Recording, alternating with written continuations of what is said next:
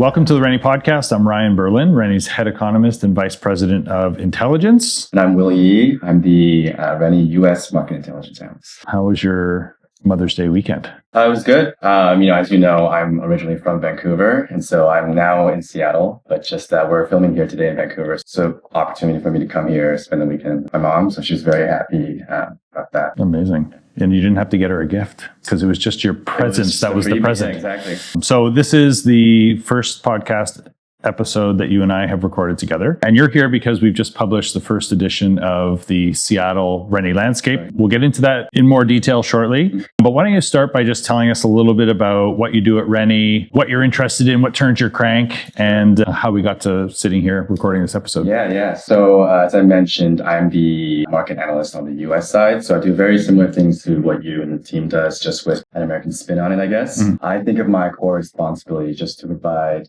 clarity and guidance to anyone we work with. So that's our Rennie advisors, colleagues at our head office, our developer clients, and just sort of provide engaging but also useful, easy to digest insights. There's a lot of noise in the market, a lot going on right now. So, my goal is just to provide some clarity wherever that's possible. So I was actually born and raised here in Vancouver, and like Rennie sort of has expanded into the US market. So I currently live in Seattle. So I have sort of a foundation of both sides, and that's how I knew of Rennie before joining. I really love storytelling. I love to read, and so it was a nice natural marriage for me for this job in terms of going through the housing market, real estate, which I enjoy, but also getting to tell stories on.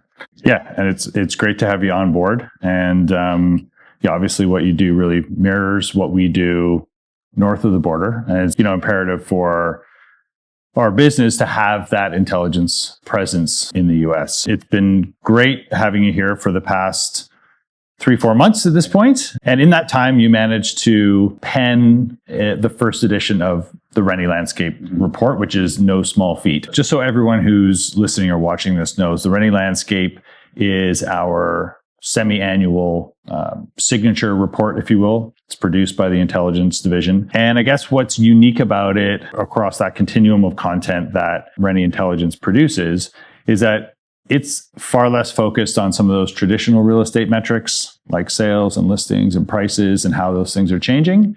And it's more concerned with the wide variety of things, factors that influence a housing market. So we're talking about trends in the macroeconomy, interest rates, inflation, policy. We look at trends in credit and debt. We look at demographics, and then we look at aspects of the housing market that aren't necessarily all about sales and listings. We look at the mortgage market. We look at construction trends. So all of that is contained in the landscape. And the idea really is to understand how those factors, so ranging from global to national to more local, impact, in this case, the housing market in the greater Seattle region. We produce a variety of content from, monthly reports are focused on MLS stats, but there's a lot more to the housing market overall. And this is really our flagship report that covers all those things. It's meant so that you can read it front to back to front, or you can just pick the topics that interest you.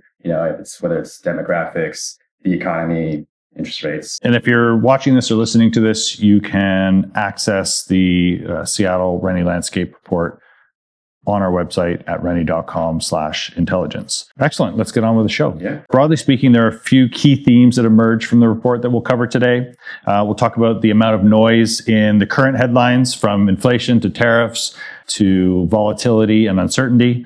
We'll talk about a resilient labor market nationally and a resilient housing market more locally. And then finally, as we look ahead, we're seeing continued population growth against a backdrop of somewhat constrained housing supply. Let's start unpacking some of the more relevant insights that you've landed on, Will, as you put together this report as they relate to the housing market in Puget Sound. Okay, so if you're someone who's, say, not an economist, lucky you if you're not an economist. So if you're not an economist, how should you be viewing the U.S. economy right now? Like, is there a single lens through which to be looking at things? Yeah, I think it's a great place to start. I mean, the economy is such that there's so many different ways that you can slice it that sometimes, depending on where you're looking, you can come away with a very different takeaway. That's especially true right now. I mean, as you alluded to earlier, you can look at something like interest rates and inflation, which after 3 years in the US especially haven't come down meaningfully. You can look at the equity markets. Anyone who's been paying attention to their stock portfolios recently probably have lost some sleep. Or you can just look at confidence indices, which are at all-time lows. I think when it comes to times like these where the data is a little bit muddy or cloudy or conflicting in different ways, I like to just start at the bottom and sort of zoom out from there. I think in this case, a good place to start is with the labor market.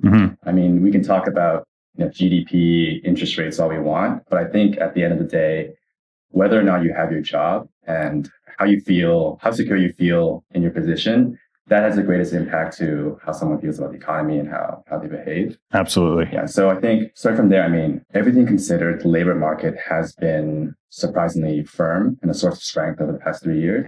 I mean, across the board, if you go down the employment metrics, they've been more firm than long-term averages. So you think of something like the unemployment rate has been really consistently low and below long-term averages.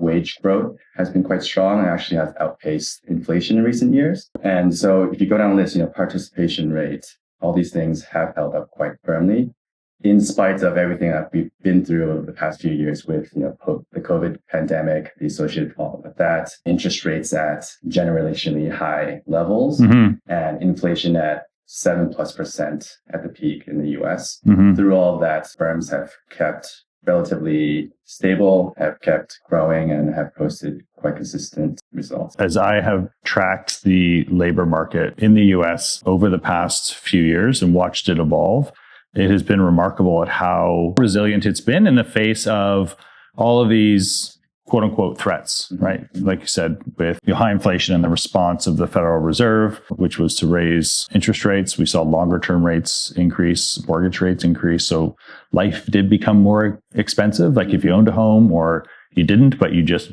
buy stuff, everything costs more. But through all of that, US firms were continuing to hire. So yeah, we're in an interesting spot now, I think, with the labor market, because there has been it has been a source of continued strength. On a net basis, the country has been adding jobs, but we're now, in some ways, I guess the labor market data is lagging. It tells us about what happened most recently last month, but not necessarily doesn't tell us where things are going. And what we're seeing now, particularly in the last few months, is there's a lot more uncertainty in the market. Consumer sentiment has kind of taken a turn for the worse. We're in an interesting transition period here. And now, actually parsing the labor market data month to month becomes increasingly important to understand not just what that headline number is, but what is that underlying composition of jobs by sector and part-time versus full-time, and are young people still employed, and those kind of things. Recognizing that broader context of seemingly daily changes to U.S. trade and tariff policy, we're seeing these huge swings in equities markets and also in debt markets. If you were a CEO of a company with all this stuff swirling around you, would you view this as a good time to hire? Yeah, I think that's a great point. I mean, definitely not, right? I think what we're seeing right now is we're not quite at a point where mass layoffs are happening. But to your point, if you have a decision whether or not to expand into a new market or to grow your business a lot, now would probably not be the best time to make that decision. And so I think we're really in a bit of a lull or a freeze right now. I think to your point earlier, a lot of the recent uncertainty that we're seeing right now really began in the past few months. And labor data tends to move with a 1 to 3 month lag, just with revisions and capturing the most recent impacts. And so anecdotally, I think a lot of our listeners at home, if you have friends or acquaintances that are looking in the job market right now, it's not necessarily all roses as I may have been painting so far. I think a lot of firms are now at a point where they're saying, let's just take a step back and see where things go. But if the current activity continues to persist, I do think we will start to see some of that softening in labor numbers appear much more in the data. The big part of me would be surprised if we didn't see that. Yeah. I just think, you're right that if your market conditions and therefore the future are uncertain, it's probably not a time for all companies to reinvest in their workforce or even in technology or new space. It's just uncertainty does not create that foundation for medium to longer term planning, right? And I think we'll get to it more, but that's also what's afflicting the housing market right now as well, because buyers just aren't sure what lies ahead for the economy and what that means for inflation and interest rates, but also for many people, what it means for their own job. Yeah. Right. So we'll get to that in a little bit more detail. But I think what it gets to the heart of is, in some ways, when we collectively we look at the economy, we're cynics. I think we've talked about this before on the podcast, written about it before. This idea that, we're either in a recession or we're simply waiting for the next one to arrive. So as we look ahead, I know it's very difficult to forecast in this environment, but as we look ahead, what are you anticipating? Yeah. So, we're definitely not in a recession right now. So by your logic, we should be anticipating one. But yeah, I think that's a great caveat to add, like a prediction, especially for recession prediction, they're always just that, a prediction. At the same time, I'm not sure if you've seen the recent memes online about recession indicators. I haven't. Okay. Well, there'll be a guy on TikTok pointing to, the price of eggs or the price of gasoline and saying, or, Mercury's in retrograde and say, oh, recession confirmed. I think there's a lot of just speculation right now. Right. Right. I think, but at the same time, I think there are some actually compelling reasons to be cautious right now. One of them is the yield curve, which is an indicator that the Federal Reserve tends to track quite closely. Without getting too much into the weeds of how to calculate the curve and such, in the past few decades, every single US recession has been preceded by an inversion of this curve, which is the indicator that we're looking at. Which is, what does that mean, like in layman's terms? So we're looking at US government debt at the moment. And so the US will offer maturities of different lengths. So we have the 10-year maturity notes versus the 3-month versus the 1 year. And typically investors will expect a higher rate of return for a longer maturity. You're tying up your money for a longer time. Yeah, there's more risk. Yeah, absolutely. And typically, in normal circumstances, the yield on the 10-year one is higher because of that. But in terms of economic uncertainty, that relationship inverts. And so the yields on the shorter term rates end up being higher than the long term rates. And that's just saying, look, I think things are getting dicey in the short term. I think that I'd rather accept a lower rate of return over the longer horizon rather than subject myself to some of these shorter term uncertainties. And so what we're seeing recently is that curve has inverted, particularly during COVID, where 3-month note particularly had a highest interest rate than the 10-year maturity.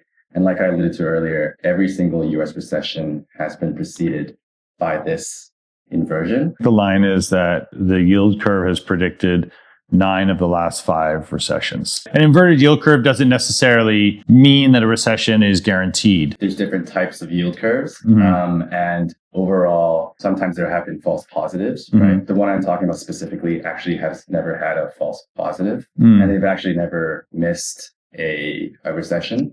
And so it has a very compelling track record. And that's the reason that the Federal Reserve will specifically look at this one. So I know we're talking a lot about recessions here, and I'm kind of the mindset that a recession is binary, right? You're in a recession or you're not in a recession. We don't know if we'll actually technically be in recession territory in the coming 6 and 12 months.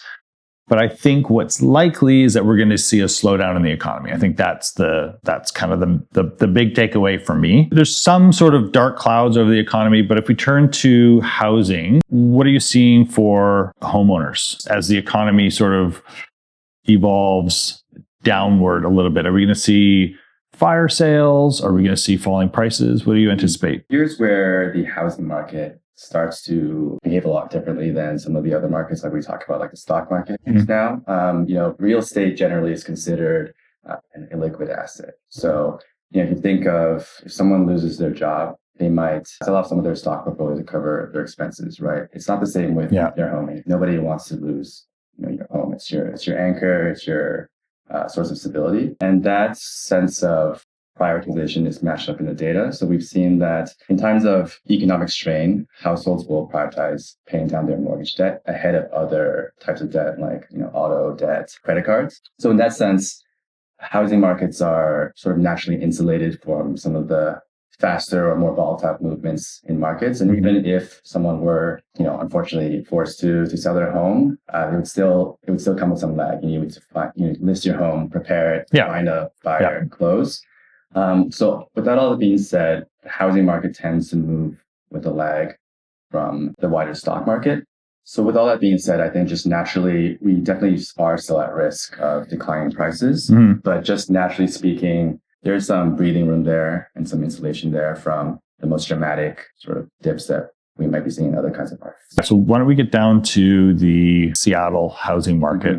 So prices absolutely tend to be downward sticky for a whole bunch of reasons. There are lags. People who own their home will essentially sacrifice other assets that they have before they give up on their principal residence. But that being said, we do see periods where prices do fall or they fail to increase.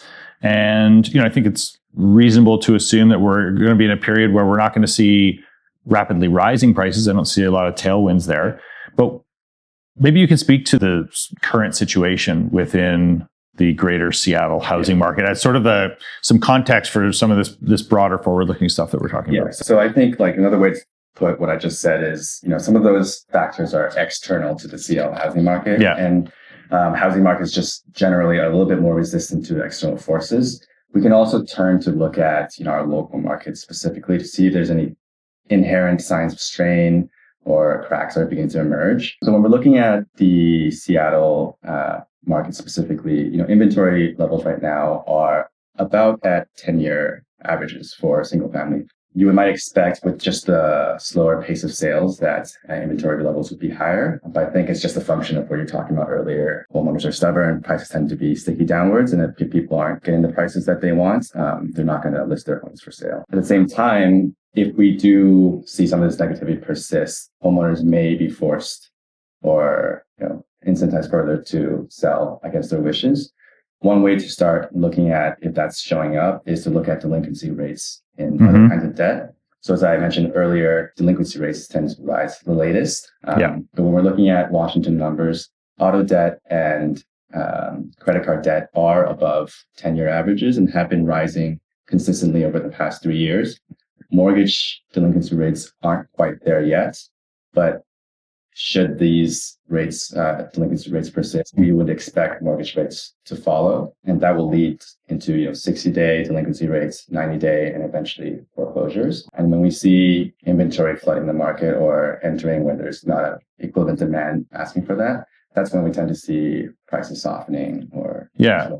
Yeah, that's right. And I think there's a risk here, obviously, for within the Seattle market where we are seeing delinquency rates, as you said, rising for things like credit cards and other personal loans. If the labor market becomes destabilized, then it sort of just amplifies some of these pre-existing trends. And there are fewer buffers to the housing market and the mortgage market when other sources of credit are not in great shape, so to speak. As it relates back to the mortgage market, when we look at mortgage rates, obviously, we're about 5 years clear of the lowest mortgage rates on record. And they rose significantly over the following few years. Where do they sit now? And as we look ahead through this year, maybe a little bit beyond. There is also some good news when we dig a little bit deeper into mortgage rates specifically as well. In the US, current 30-year fixed mortgage rates are about 6.8% today, which is pretty much where we were at as of last year. So, it's been a lot slower of a loosening path than we had expected. Last week, the Fed just paused again, and we don't expect the pace of loosening to increase. And so there is a worry that for homeowners that maybe bought a few years ago during low periods of low rates, if they're forced to refinance, will that cause them strain? So I think the interesting thing here when we dive into a little bit more mortgage rates specifically is that the distribution of outstanding debt in the US, mortgage debt, is actually quite positive. And that because we have the 30-year fixed mortgage available to us, a lot of people took advantage of that low rate window in 2020, 2021. And locked in really generationally low interest rates of 2 to 3%. And those people are really sitting on those rates at the moment, and they actually account for nearly a quarter of all outstanding debt.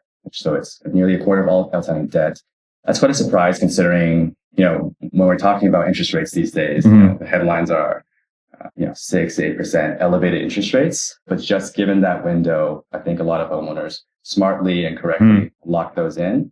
And so when we actually compare the overall distribution to 2015, back in 2015, about 2/3 of mortgages had rates above 5%. So if you think about those kind of homeowners, and they're forced to contend with rates for a longer time, and if they lose their jobs, they're just at naturally a much higher risk of defaulting, a financial strain. Nearly a third of Washington homeowners today are sort of insulated from that, relatively speaking, because of the fact that they took advantage of those low rates. That is a very good thing for the stability of housing markets, and honestly, the stability of neighborhoods and communities, right? That people are, sort of not regardless of what happens to the economy, but, we can see a bit of devolution in economic conditions, and households have, a good proportion of borrowers, homeowners have, let's say, a little bit of a buffer, somewhat favorable terms, right?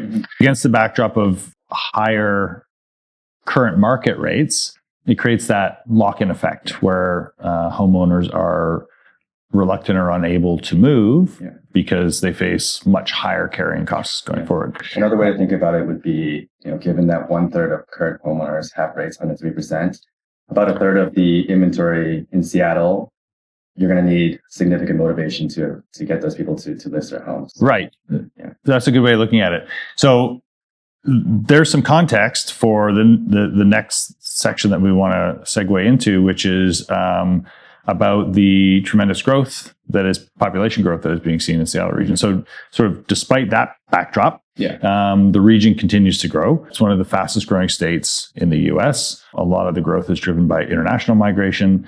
What does that mean for housing and housing demand? Yeah, so we just talked about the other side of the equation, supply, right? This is really the other side. Over 2020 to 2023, Seattle, Washington was the 6th fastest growing state by percentage. A lot of that is being driven by international migration. So when we actually look at interstate migration, more people are leaving Washington state for other parts of the US than coming in. But when we account for foreign migration from other countries, that catapults us quickly to the top of the list. I think a lot of that is a factor of just the local job market we have there. But really for the housing market, what that means is that despite some of the maybe macro or external forces to the market, there's going to be this underlying current of demand that will support prices in the medium to long term. The current administration has some shifting policies on immigration, so that might change in the coming years. But definitely it is a source of encouragement if homeowners are worried about falling home prices. Right. So yeah, it's not necessarily that prices are going to rise, but it's that counterbalance to maybe a softening housing market that currently, not because of structural reasons, but more cyclical ones, has a little bit more inventory. And there's obviously a bit more uncertainty out there as well. And so on that topic of supply, you note in the landscape report that we can forecast housing deliveries by considering current data on building permits. What are the numbers telling us about what's coming to the market or not coming to the market in the next few years? So just broadly speaking, Washington state over the past decade has seen a huge explosion of construction activity in general. And when we look at the permits and completion data, we can see that they track very closely together. And I think naturally that makes sense. Every home that needs to be built needs to be permitted. And so we will see that in the data before anyone can even touch the dirt. And so when we look at today's permitting data, a huge divergence has been occurring. Since 2020, completions are up 25% at about 16,000 multifamily completions per year. Okay. At the same time, over the same time period, permits are down 39%, right? And so what that means is that in the coming years, there's just simply less in the pipeline that will come to market. Even if market conditions improve, demand really returns in a meaningful way, developers aren't going to be able to bring the matching amount of supply to market. We can say with great confidence that in the coming years, completions of new homes specifically is going to drop dramatically. That coupled with the population growth we just talked about it's just another sign of the structural strengths and resilience in the Washington market that's sort of going to help us weather some of the greater macro forces that are at play. Right. Yeah. It's obviously a very difficult time to be, challenging time to be a forecaster. But I think one can have maybe more confidence in that type of forecast than almost any other housing or economic related one, because there's a necessary order to the provision of new housing. Yeah. And it's not to say that, home prices won't decline or that we won't see negativity in the market, but it sort of creates a natural floor in the market. Great. So really enjoyed that conversation. Obviously, very wide ranging. There's a lot covered here as a reflection of what is written about in the Rennie landscape, which includes not only words, but lots of visuals as well. And if I had to summarize essentially what I'm hearing from you today is that despite the noise in the market, in the headlines about the market, from inflation to tariffs and volatility, uncertainty, as we talked about earlier, for now or up until this point, the labor market has been a source of strength for the country's economy and also the more local economy. We are seeing some strains starting to emerge potentially, but I think we need a few more months of data to really confirm that there's potentially a new direction in the labor market data. We don't know that yet. So in housing, the story is really one of resilience. We have low interest debt. We have current inventory levels that are really in line with the long run average. And looking forward, we see real potential for limited new housing to be delivered to the market. So as you said, that should help to stabilize or put a floor under values. And at the same time, Seattle is a region that people want to live in, that people continue to move to. So when we look long term and we look at demographic changes and how a market is evolving against that backdrop of trends in housing construction, demand can shift a lot faster than supply. So we go through these periods of mismatch where sometimes we have too much housing for the population and other times where it's not enough. And I think we're likely, based on the work that you've done, to be moving in a direction of just a tighter, maybe more stabilized housing market over the coming years. Yeah, I think it's a great summary. I think what stands out to me really is that, the macro numbers, the macro headlines are very loud right now. And I think ironically, that's a great time to start leaning into more concrete numbers or some of the more local fundamentals. I think that's a major story playing out right now. Structurally, there's nothing inherently difficult or worrying about the Seattle housing market. It's more of a factor of weathering out the current anxieties in the market. And once, hopefully some of these clouds pass, the Seattle market is ready and sort of poised for growth. Again, if anyone who's listening or watching wants to read more, they can check out the spring edition of the Seattle Rennie Landscape at rennie.com/intelligence. Will, thanks for being a part of this. It was a lot of fun having this conversation, and we'll do it again in 6 months. Until next time.